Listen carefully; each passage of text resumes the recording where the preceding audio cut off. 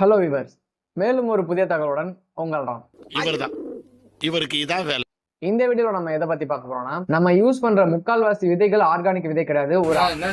ஒரு ஆர்கானிக் விதை எப்படி இருக்கணும், ஒரு ஆர்கானிக் விதையை எப்படி விதைக்கணும்னு நான் சொல்றேன். மறக்காம இந்த வீடியோவை சேவ் பண்ணி வச்சுங்க. வாங்க வீடியோக்குள்ள போலாம்.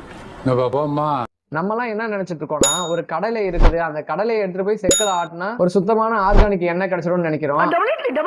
ஆனா அதுதான் கிடையாது. ஒரு ஆர்கானிக் பொருள் எப்படி உருவாகுதுன்னா, முதல்ல விதையில இருந்து ஆரம்பிக்கலாம். ஃபர்ஸ்ட் ஒரு விதை விதைக்கிறாங்கன்னா அந்த விதை வந்து ஆர்கானிக்கா இருக்கணும். இதுக்கு முன்னாடி அந்த வயல்ல எந்த ஒரு செயற்கை உரமும் போட்டிருக்க கூடாது. இதுக்கு முன்னாடி நம்ம அந்த வயல்ல விதை விதைச்சிருப்போம், அந்த விதைக்கு நம்ம மருந்து போட்டிருந்தா அதுவும் போட்டிருக்க கூடாது. அது போட்டிருந்தாலும் அது சுத்தமான ஆர்கானிக் முறை கிடையாது. அதோட இல்லாம அதுக்கு ஒரு விதை போட்டிருப்பாங்க பாத்தீங்களா, அந்த விதை கூட ஆர்கானிக் விதையா இருந்தா தான் ஒரு சுத்தமான ஆர்கானிக்கான பொருள் வந்து நம்ம கையில கிடைக்கும்.